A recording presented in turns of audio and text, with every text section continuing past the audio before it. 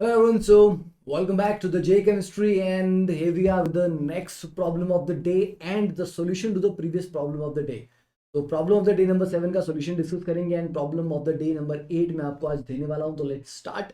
And अगर आपको ये सीरीज अच्छी लग रही है तो प्लीज इसको शेयर करो भाई, मैक्सिमम अच्छे से शेयर करो उसको अपने दोस्तों के साथ। एंड कोई भी अगर इसमें और भी इनपुट है, कुछ और चेंजेस करने हैं तो do let me know in the comment section. And use the code PT live जब भी आप अनअकैडमी लर्निंग ऐप पे जाएं, एंड यूसीएल में डेफिनेटली पार्टिसिपेट कीजिए because that is one big chance to win big prizes and scholarships. Right, चलिए start करें। ठीक है, स्टार्ट करते हैं। देखिए, तो problem of the day number 7 में आपको मैंने पूछा था कि for the best reaction between electrophile and nucleophile, उनको ल्यूमो और होमो आपस में किस एनर्जी लेवल पे होने चाहिए, कंपेरेबल होने चाहिए, डिफरेंट होना चाहिए, ल्यूमो हाई होना चाहिए, होमो हाई होना चाहिए, क्या होना चाहिए। सेकंड क्वेश्चन, भैया R S negative R O negative से बेटर न्यूक्लियोफाइल क्यों होता है।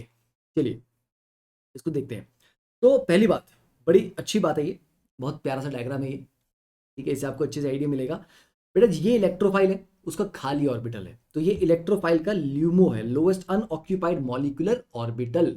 और भैया न्यूक्लियोफाइल को क्योंकि अटैक करना होता है तो उसके पास एक पेयर ऑफ इलेक्ट्रॉन होना चाहिए, उसका भरा हुआ ऑर्बिटल होना चाहिए, ये है वो। तो दिस इज इट्स होमो। ठीक है, highest occupied molecular orbital.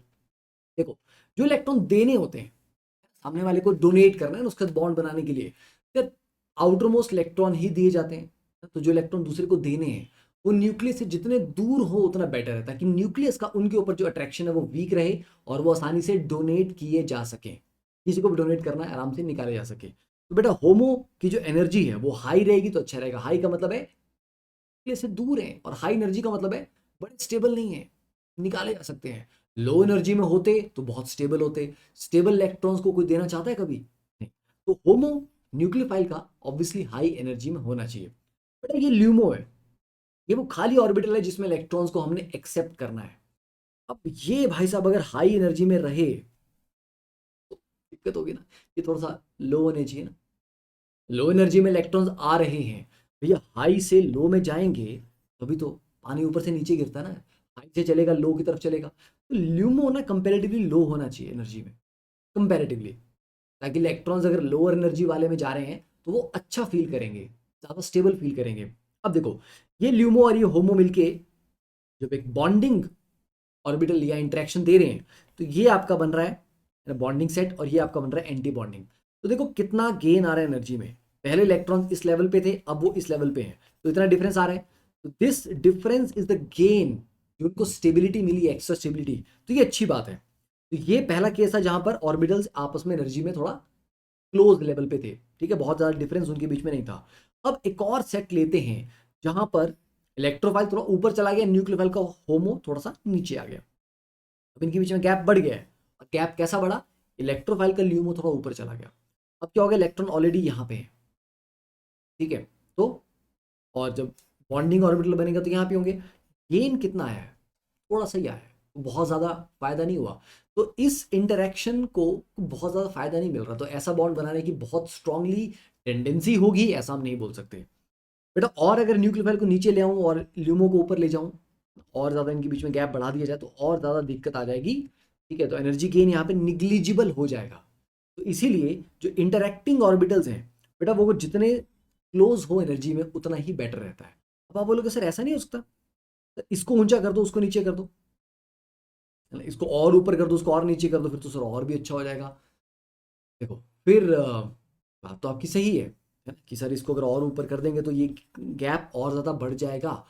But best overlap के लिए जो एनर्जीज है ना वो कंपेरेबल होनी चाहिए। जितना ज़्यादा एनर्जी का गैप ऊपर नीचे होता है, बॉन्डिंग में एंटी बॉन्डिंग में जो कॉन्ट्रीब्यूशन है वो आपकी डिफर कर जाते हैं। ठीक है, तो एक रिएक्शन होने के लिए क्या क्या होना चाहिए, देखिए पहला point, they must overcome the electronic repulsion by charge attraction and और ऑर्बिटल ओवरलैप। कि जब दो ऑर्बिटल्स अप्रोच करते हैं तो ऑब्वियस सी बात है इलेक्ट्रॉन इलेक्ट्रॉन क्लाउड के बीच में रिपल्शन होती हैं, और उस रिपल्शन को ओवरकम करने के लिए अट्रैक्टिव फोर्सेस स्ट्रांग होनी चाहिए और ओवरलैप एक अच्छा होना चाहिए। लेकिन second point, have orbital of appropriate energy to interact. Energies of orbital जो आपस में इंटरैक्ट कर रहे हैं वो एप्रोप्रिएट होनी चाहिए, मतलब ये खाली ऑर्बिटल और एक भरा हुआ ऑर्बिटल और भी कंपेरेबल एनर्जीज के। ठीक है, और फिर उनको अप्रोच करना एक दूसरे को ताकि एक अच्छा बॉन्डिंग इंटरेक्शन उनके बीच में हो। तो देखिए ये 2 पॉइंट है, बहुत इंपॉर्टेंट पॉइंट्स हैं, इसको याद रखें। Best nucleophiles have high energy occupied molecular weight. Nucleophile उतना अच्छा होगा जितना उसका हाई क्या है, होमो है। और बेस्ट न्यूक्लियो इलेक्ट्रोफाइल्स कौन से होते हैं, इनका लो एनर्जी ल्यूमो होता है। ठीक है, तो उसको बेटा यहाँ पर आंसर क्या आएगा क्वेश्चन का, डिफरेंट एनर्जीज होनी चाहिए क्या, नहीं, डिफरेंट तो बिल्कुल नहीं होनी चाहिए। HOMO of nucleophile should be of higher energy, थोड़ा सा हायर हो चलेगा। LUMO of electrophile should be of higher energy, नहीं यार ल्यूमो हाई नहीं होना चाहिए। कंपेरेबल एनर्जीज, कंपेरेबल एनर्जीज का सबसे बढ़िया रहता है, सबसे बढ़िया। ठीक है, तो आंसर इज डी ऑप्शन।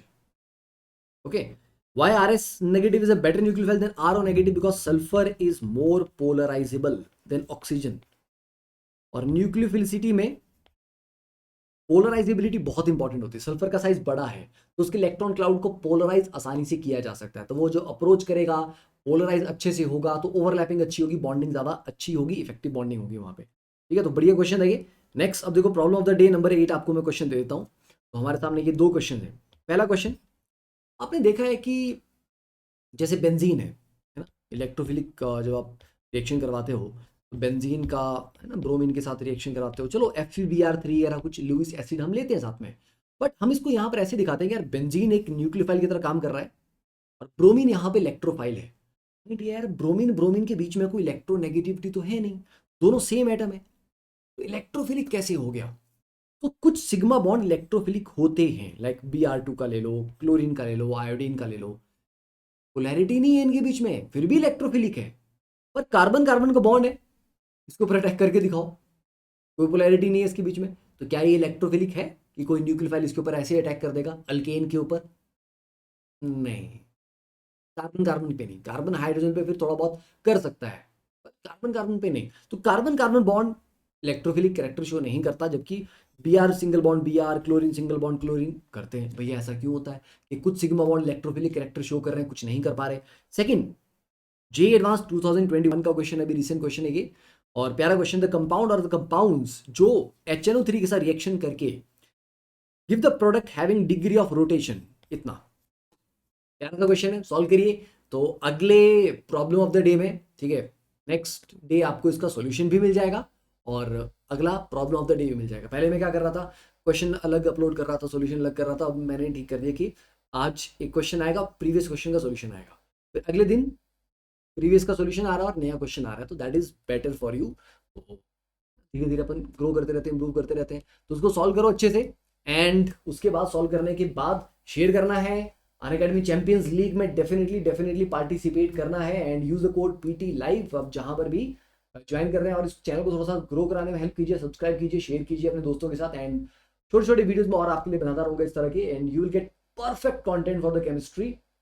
कोई भी कैंडिडेट हो, जरूरी नहीं आप जेई के लिए तैयारी कर रहे हो, आप जेई के लिए, नीट के लिए, जैम के लिए, किसी भी एग्जाम की तैयारी कर रहे हो and you want to learn chemistry, come to J Chemistry. Okay, chile, all the best. Thank you. Have a great day. Bye.